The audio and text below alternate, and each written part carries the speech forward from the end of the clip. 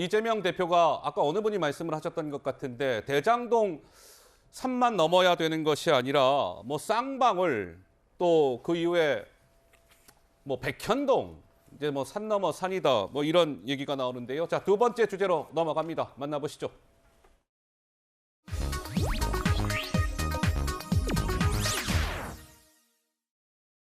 자, 200만 불 추가. 그러니까 쌍방울 그룹의 대북 송금 문제를 좀 짚어보겠습니다. 오늘자 동아일보입니다. 바로 본론으로 들어가겠습니다. 그동안 쌍방울 그룹이 북한 측에 이제 대납한 그 비용이 233, 200, 300, 300 해서 800만 달러다. 그런 보도가 쭉 뭐 지금까지 이어졌었죠. 그런데 오늘 동아일보는 233, 800만 달러 플러스 200만 달러가 더 있다. 저것은 800만 달러를 북한에 보내는 과정에 뭐 이런저런 비용들이 쓰였을 거 아니겠습니까? 부대 비용. 이게 200만 달러가 추가된다. 따라서 대북 송금 규모는 800만 달러가 아닌 1000만 달러, 우리 돈으로 한 126억 정도에 달한다. 뭐 이런 거예요. 김성태 전 회장이 최근 검찰에 진술했답니다. 저렇게. 그래서 검찰은 이렇게 지금 법 적용을 검토하고 있답니다. 이재명 대표를 향해서. 2019년 1월에서 4월 뭐 이렇게 500만 달러 스마트팜 비용으로 500만 달러가 가는데 그것은 제3자 뇌물죄를 적용하는 걸 검토하고 있다고 하고 2019년 11월에서 12월 이재명 당시 경기지사의 평양 방문 방북 비용 300만 달러는 직접 뇌물죄 적용을 검토하고 있답니다. 그리고 2019년 전후에서 저 부대 비용 들어간 거 있지 않습니까? 저거는 사용처에 따라서 이재명 대표를 향해서 제3자 뇌물죄 또는 뇌물죄 적용을 검토하고 있다. 박원석 의원님, 굉장히 구체적인 보도네요. 그렇죠. 그 사전에 조금 저 200만 달러 추가된 걸 예고하는 보도가 있었습니다. 예. 지난주에 이제 50만 불을 줬다 이런 보도가 나왔어요. 특히 이제 북한에서 온 사람들 거마비 쪽으로 그게 아마 이제 확대하자면 200만 달러까지 간 것 같은데.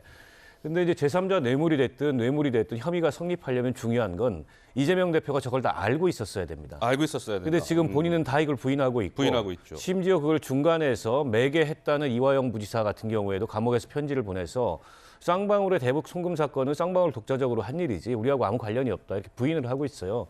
문제는 이제 검찰이 그런 이재명 대표의 입장이나 이화영 부지사의 입장을 깰 수 있는 실질적인 물증을 얼마나 갖고 있느냐 이게 관건이 될 것 같고 지금까지는 김성태 씨의 진술과 김성태 씨가 제출한 뭐 일방적인 증거, 영수증 같은 거 이거밖에 없는 거예요. 근데 그게 이재명 대표가 다 알고 승인했고 결국에는 어떤 제3자 뇌물이든 그로 인한 편의를 누렸다라는 걸 입증하는 증거가 아직까지는 못 된다 이렇게 봅니다. 예.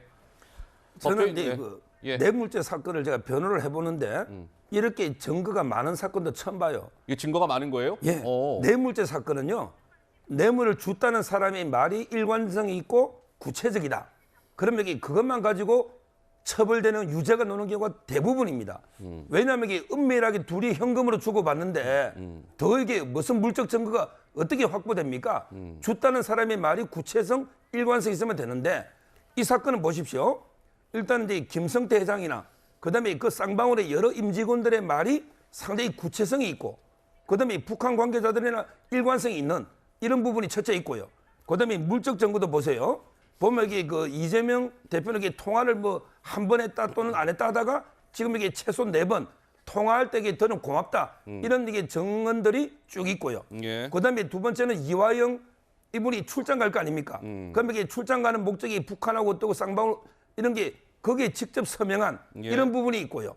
그다음에 무엇보다 돈이 300만 불 올 때 북한에 초청해달라 이런 게 친서나 이런 게 다 있지 않습니까? 예. 이 정도 차고 넘치는 물증이 있는 이런 데 사건은 저는 드물다 이렇게 보이고요. 예. 그다음에 혐의 중에 제3자 뇌물과 뇌물을 보면 형량은 똑같아요.